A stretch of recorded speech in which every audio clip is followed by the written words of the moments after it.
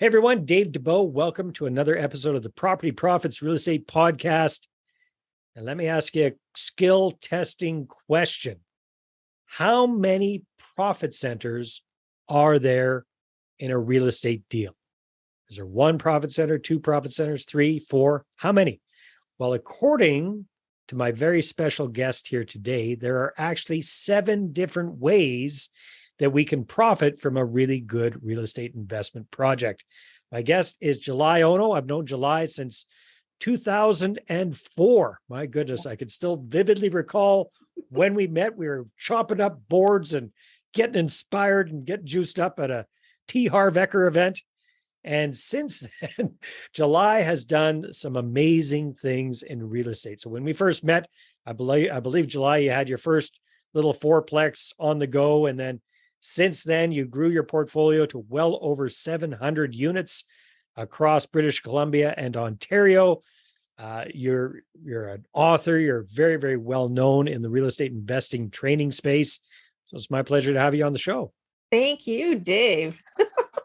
So July, according to you, how many profit centers are there in a real estate deal? And I think you wrote a book about, oh, look at that. There we go. If you're listening to this, July is holding up a good looking book called The 7 Profit Centers in Real Estate. If you're watching this on the YouTube channel, you're going to be seeing that right there. Yes. So 7 profit centers, July. Before we jump into what are the different profit centers, let's just talk a little bit about why, after years of looking around, because I know from your story that when you're first getting interested in becoming financially independent, financially free, you looked at a lot of different options. Why did you end up picking real estate? Well, there are several different money mountains. And we chose real estate, my husband and I, because it is accessible to everybody. There are no restrictions. You don't have to have a special degree. You can be an immigrant and not understand English. It's just real estate is available to everyone, young and old. Well, people might be saying, well, it's easy for you to say, July, you had a portfolio of 700 doors. Of course, you could buy everything and anything that you wanted to. So for people that don't know, where were you at when you first started investing in real estate? So I was broke. I was divorced. I was in an emotional shambles. I had to move back home to live with my parents in their basement suite. And so my life fell apart. And so I'm going, what am I going to do with the rest of my life? The first half of my life just didn't pan out. Mm-hmm. And so went to some courses. The T. Harv Eker Peak Potentials courses were amazing transformational events. Got to reset my financial thermostat. And from there, it's like just putting into practice little things. And that's why having a coach, and Andrew Barber Starkey, who was T. Harv Eker's personal coach, is my coach. And he's been coaching me since 2002. We just celebrated like 20 years together. That's amazing. Amazing. And so I just do the little things every single day. And so little things incrementally add up. And so I didn't think I was going to be a millionaire in a year and a half. I totally didn't think I would have a $124 million portfolio 17 years later. That's just outrageous. Like, who makes those kinds of predictions? You don't. And so totally far exceeded any of my expectations. But you definitely did not start with a silver spoon in your mouth. No. That's no. You started from behind and you quickly accelerated. So, all right, beautiful. So let's talk about the 7 profit centers in a real estate deal. Don't quiz me on them. I quite often go over this, but I don't know if I'm going to have them off the top of my head. But what is the first one that you like to explain to people? And which, out of the 7, I know they're all important, but which one would you consider to be the one we should be focusing on first? Well, they are all in order of importance. Okay. And good. So equity, day one. Equity, day one. Equity, day one. So you might have heard of that as instant equity as well. Yes. Or getting a bit of a deal on the property. Is that correct? That's correct. All right. So what does that mean to you? I see so many people getting into a deal and they're already 10 years behind the 8 ball and they don't even know it going because they overpay for the property. They overpaid.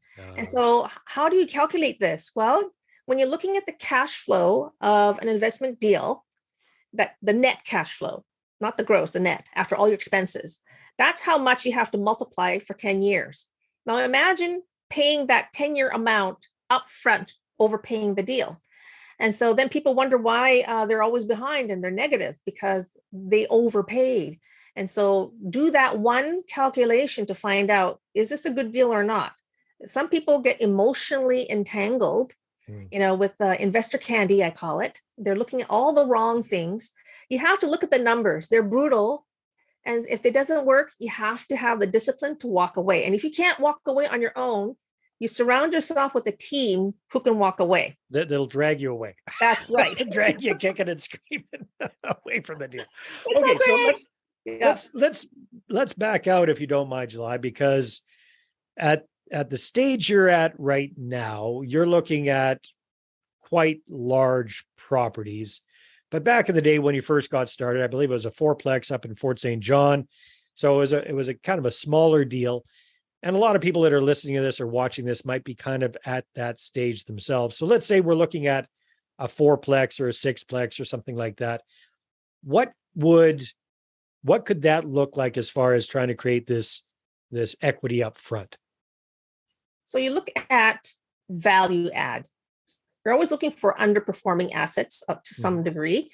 Perhaps there's vacancies in the building, which means that, when you're buying real estate, it's not the assessed value or appraised value. It's always a net operating income. How much? It's a business. So a real estate is only worth however much rent is coming in. So that's why you never want to sell a building with any vacancies in it, because it's worth less. But when you have actual rent rolls projecting the income, actually showing the income, it's worth more.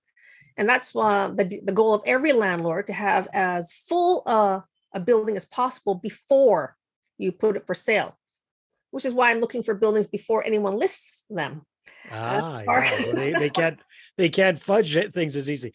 So if I'm understanding correctly, and please correct me if I'm wrong, July, when you're talking about upfront equity, or I'm sorry, what was the actual term you used for equity? The day one. Equity day you buy, there's equity in the property. So it's not necessarily getting the property for less than asking price or less than appraised value. Not necessarily. It's just making sure that you're not overpaying for the darn thing. Yes. It's based on the actual numbers day one. Understand that?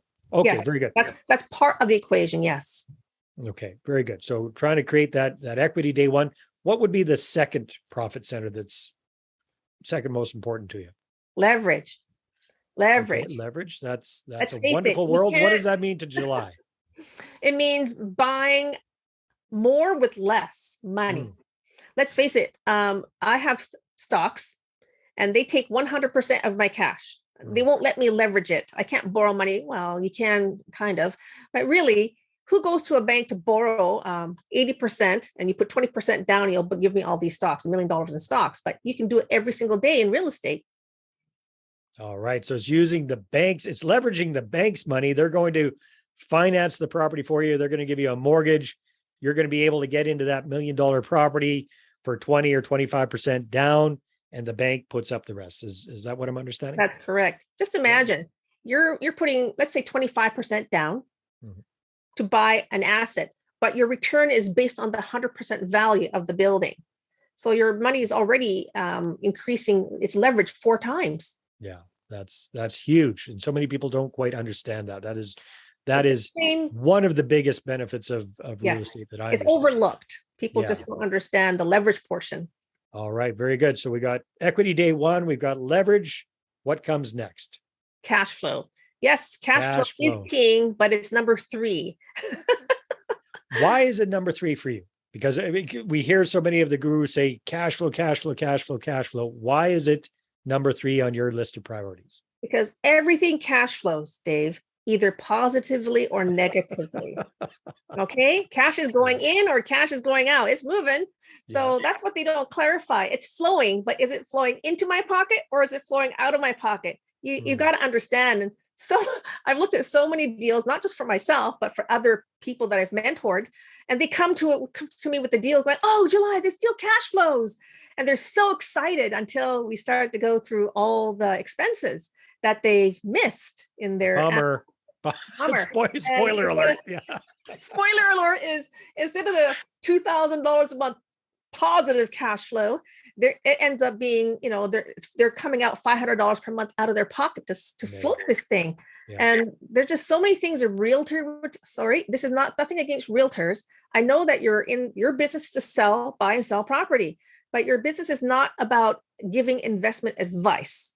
And so I just tell people, be very careful where you get the advice from, because yes, the realtor really wanted to sell this building and only mentioned one profit center, the rent. That's it.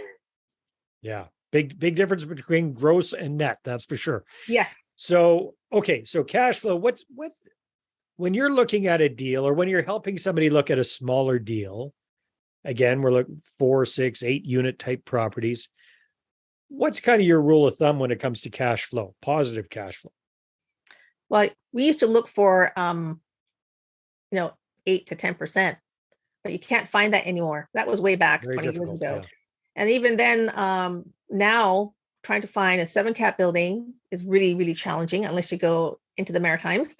And so if you're looking into a lower mainland situation, British Columbia and Alberta, well, if you can find anything from 4 to 5% return on your money, that's pretty good. But remember, that's only one profit center. Yeah, you're talking about cash on cash return there, right? Basically. That's right. Yeah. Okay. All right. Very good. So cash flow. So that's the third one. What's number 4?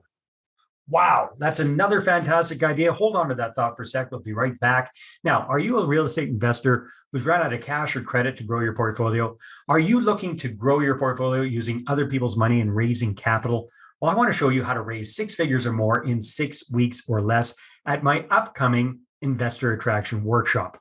You can get your ticket and find out all about it at investorattractionworkshop.com. We're going to spend a full day taking a deep dive into this roadmap that I've used to raise millions for my deals, and I've helped other people just like you cumulatively raise hundreds and hundreds of millions of dollars for their deals as well. So again, you can check that out at investorattractionworkshop.com.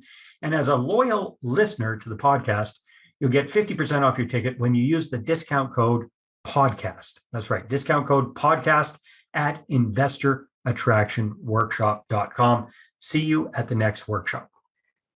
Principal pay down. Everybody forgets this.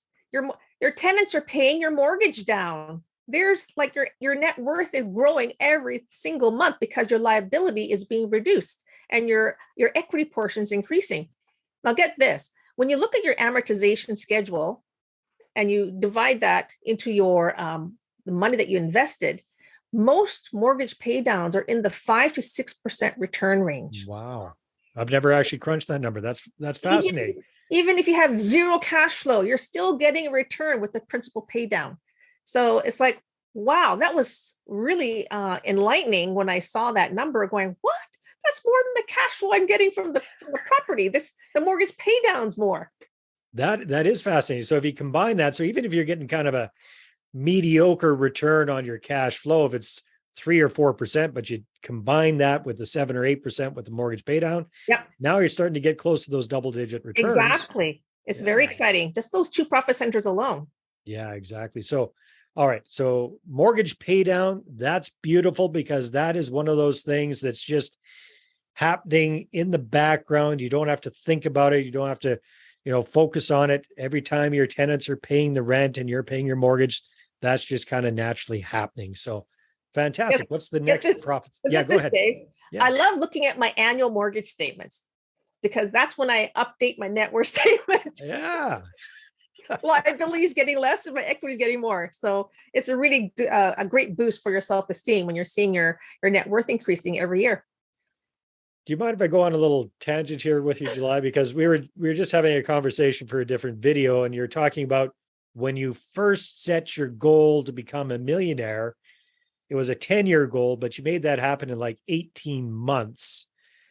So what did that look like? Obviously, that was buying investment properties, using leverage, using all the different profit centers that we were talking about. but what made the biggest increase in your net worth in that short period of time? Oh my goodness. I would say networking. Networking. But I mean, out of the profit centers of the real Oh, estate that you were actually involved in, what created that equity that day one, equity day one? All right. So it was buying. buying So you're right, probably buying right. So you're buying properties that were underperforming, underperforming, undervalued, a high undervalued. vacancy. Okay. And then you were increasing the value by making them performing, by Oh, yes, bringing up the definitely. performance. And All all right. of a sudden you take a less than great investment, do turnover, renovate, put, once you renovate, you can charge more rent. And now you have better tenants, a nicer building. And all of a sudden the equity value of that property is increased, 20%. Yeah. It's so easy with very minimal amount of money. You're doing the basics. And fast. And Yes. that's how you do it so fast. Okay, fascinating. Okay, good. Back on track with the profit centers. All right. So we talked about mortgage pay down. What's the next one? Tax benefits. Tax benefits. Oh, that's lovely. We're in Canada. We love tax benefits because we pay so Yes. many darn taxes. Yes. So what does that mean to you? Well, people don't realize that when you're running a business, you actually get to deduct expenses. There's direct expenses and indirect expenses. And this is something my father did not understand, which is why real estate confounded him for most of his life until the last 3 years of his life when he became a real estate investor. I frankly forced him into being an investor against his will. But guess what? He finally got it. And so what this means is he was a brilliant mechanical engineer, just did not understand real estate. Mm-hmm. And so taxes, when you're borrowing money from the bank, all those mortgage payments, the interest portion, there's a principal portion and interest portion. So the principal comes down and the interest portion goes to the bank, but you can deduct that as the cost of doing business. Imagine the interest portion of your mortgage payments is tax deductible. So it's like it reduces your taxable component. And then you can depreciate the building. This is something I highly recommend you talk to your tax accountant with, because this is a big conversation. Should I take depreciation or not? Because when the building sells, you have to pay the recapture of the tax back to the tax man. It's like an RSP. So it might be a temporary benefit. Yeah. So it's like RSPs. You're sheltered for a little while, but you still have to pay it back. So that's why you have to make the call. Should I or shouldn't I? And that's a conversation you have with your tax accountant to plan what you're doing in the future with your money. I can't give you that advice. Everyone's different. Yeah. So the tax benefits. And so that's why it's great, because all of a sudden, if you're borrowing money for the investment off your line of credit, for instance, that line of credit payment, you can deduct it as a cost of doing business. If you're not doing cash. And a lot of investors, they use leverage. Why not? If you can borrow money from the bank, why not? Why use your cash? Makes a lot of sense. Okay. I'm easily distracted, so I've lost track of which Tax number we're on. Now we're on the sixth profit center. Sixth one. Appreciation. I'm sorry? Appreciation. So normal market appreciation. Yeah. So, we, as homeowners, you've probably seen this. You probably pay very close attention to this. You're seeing how much or how little the value of your home is going up over time. That's what you're talking about here is natural market appreciation. Is that correct, Yes. July? Well, Okay. there's natural and forced appreciation. So I'll get into that in a minute. Mm-hmm. But most people focus on appreciation. Mm-hmm. And this is just investor candy. I don't rely on appreciation to help the portfolio. You just can't say, oh, I'm going to buy this and hope it goes up in value. No. So you don't ever want to trust hope to make your building work. So market value, yes. You make sure you have the right location, the timing is right, and you have the ability to at least manage that component. But you can also force appreciation on the building by making improvements, curb appeal, changing the tenant demographic profile. All these things can add value to your building through appreciation.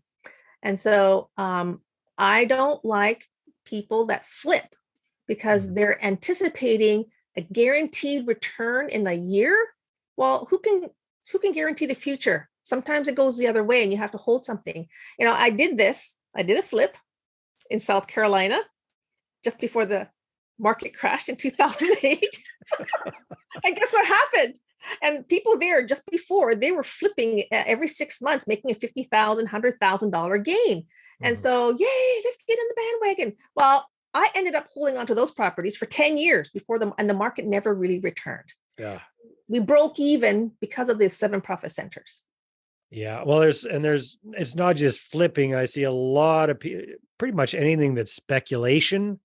That's what they're relying on. So pre-construction condos are a big one. I mean, Yes. just last year, so many, several acquaintances of mine were, touting how brilliant they were because they're getting into pre-construction condos in around the GTA. Well, that's great until it ain't great anymore. Right? That's right. So they're counting on appreciation to bail them out. That's really dangerous. And they're counting on interest rates not increasing, and they're counting on all sorts of things. So yeah, and I'm embarrassed to say I have been involved in appreciation based type strategies, and they bit me in the butt as well. So yeah, I've kind of. We all learn. We all do it. And we all learn. Okay. Okay, so appreciation, and you've combined 2 appreciations. You've combined kind of natural market appreciation, which tends to happen over time, and you've also talked about forced appreciation, which, if I recall correctly, that was kind of the secret sauce that allowed you to create that $1 million net worth in 18 months, is buying a underperforming property and forcing up the value by making it perform. So that is huge there. What's the 7th profit center? Last profit center is reinvest your equity. And so most people just take their equity out and maybe buy doodads, buy things. Go on vacations, travel the world, buy nice. Yeah, that's all great. It's all great, but it's not adding value to your life. So do that with your cash flow. And so when you get capital gains, God forbid you actually buy things with it. Buy passive income with your equity. That's the highest and best thing you can do with your capital. Capital is scarce. It's rare. It's precious, actually. And so when you have it, you hang on to it by investing it so that it makes more. So be careful spending your money. We spend our cash flow from our investments. We don't spend our equity capital. That's something we learned from P. Harv. Always have your financial freedom account, and you're always putting it towards assets that will pay you. Yeah, very, very smart. And I love that. And it's basically keep your money working for you. Yes, right? That's absolutely. What it's all about. Yeah, yes. Fantastic. Well, July, this is absolutely fascinating. Always, always, always love talking with you. If people want to find out more about you and perhaps even get a copy of that good looking book, you want to flash that up on the screen again? Sure thing. Yes. Yeah. So you can call me at 604-830-2438 and go on my website for my book. That's right. So you can also find it at julyono.com, and she'll trade it to you for your name and your email address. Thank you. All right. Thank you so much, July. And everybody, thanks for tuning in, and we'll see you on the next episode. Well, hey there. Thanks for tuning into the Property Profits podcast. If you like this episode, that's great. Please go ahead and subscribe on iTunes. Give us a good review. That'd be awesome. I appreciate that. And if you're looking to attract investors and raise capital for your deals, then I'm going to invite you to get a complimentary copy of my newest book, right back there. There it is. The Money Partner Formula. You can get a PDF version at investorattractionbook.com. Again, investorattractionbook.com. Take care.